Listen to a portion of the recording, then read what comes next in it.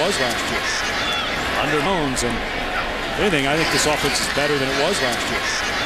Underneath is one of the offensive weapons they're starting to utilize a little bit more. Underneath, but they're trying to get someone, maybe White's the guy to start stretching the field a bit for him like Julio Jones did.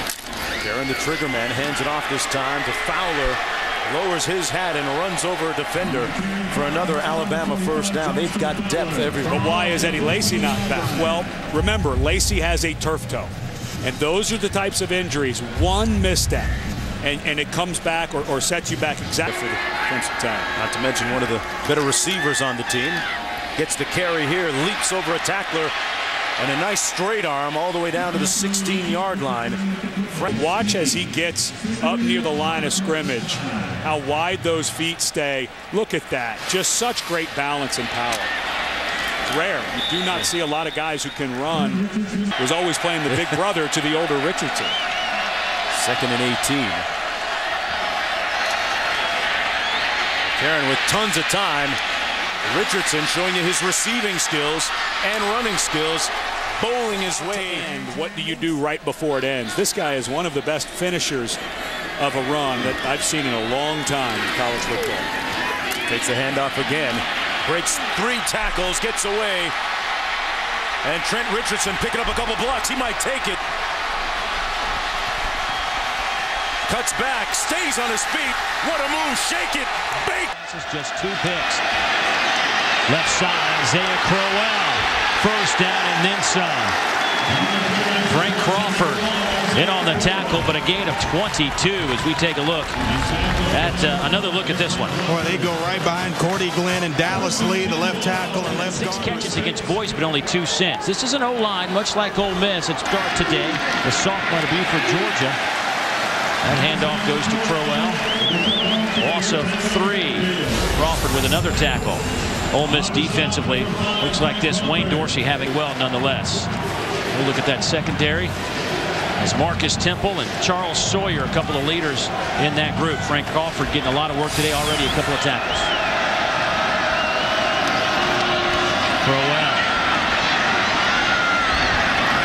He's to the 41-yard line. That's a gain of 7. Crawford again, along with Joel Kite, in on that tackle.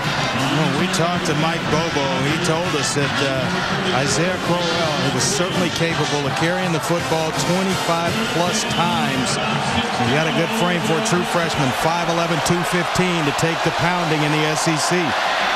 In a car accident this week and suffered a concussion. They kept him at home. Here's Crowell. They brought him along for good reason. Look at him going out of the 35-yard line. That's a first down and a gain of 16. Frank Crawford with his 4th tackle. Nice job of blocking up front. You see Ben Jones get to the 2nd level with tight ends getting active in the running game as well. And it's about 5 yards past the line of scrimmage before Isaiah's even touched. 3:31 to go in the opening quarter.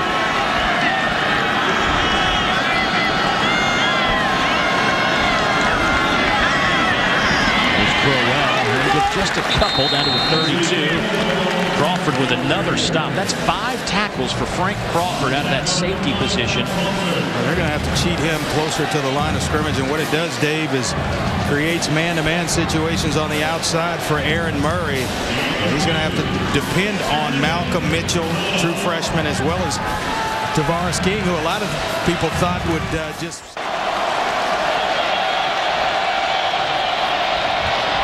Here's Wilson. All day to throw. Going deep. Batted in the air. Incomplete. Probably should have been picked off. Kobe Hamilton was the intended receiver. Pendleton back there as well for Ole Miss. Wilson now 5 out of 10, 58 yards. And this is not the start that Tyler Wilson wanted, nor Garrett McGee, the offensive coordinator. They wanted to jump this Ole Miss team and trying to force the football down. You see 3 red jerseys around Kobe Hamilton. Very much should have been intercepted. They'll swing it to the far side.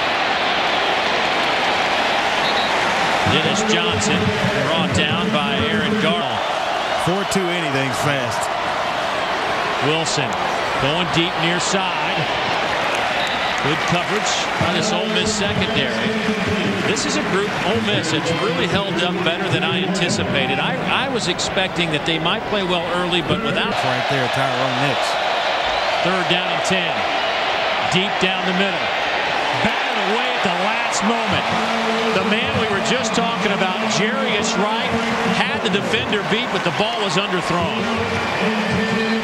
Where Frank Crawford makes an excellent diving knockaway, and this is Wright may be gone if he gets his hands on this one. Watch this play. Just flashes into your screen and able to get one up. A good-looking young player right there, just a sophomore. Boy, that is about as well as you can play it. Mr. Momentum is definitely on the side of Arkansas. Some missed tackles. Here goes Joe Adams. I don't think anybody can catch him. It's a foot race.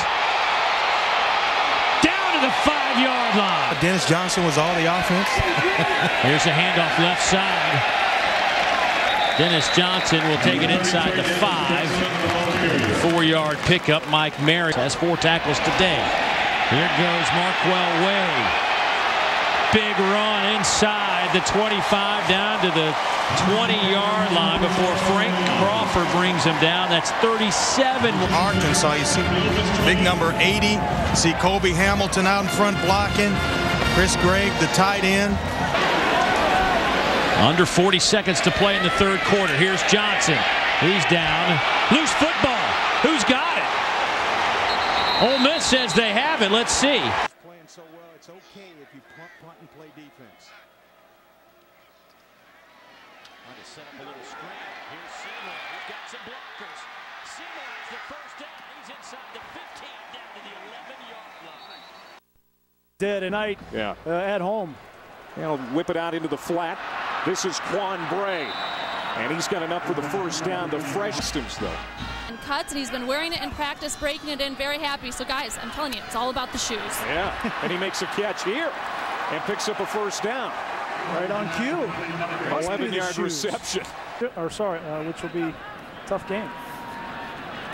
Here's Michael Dyer.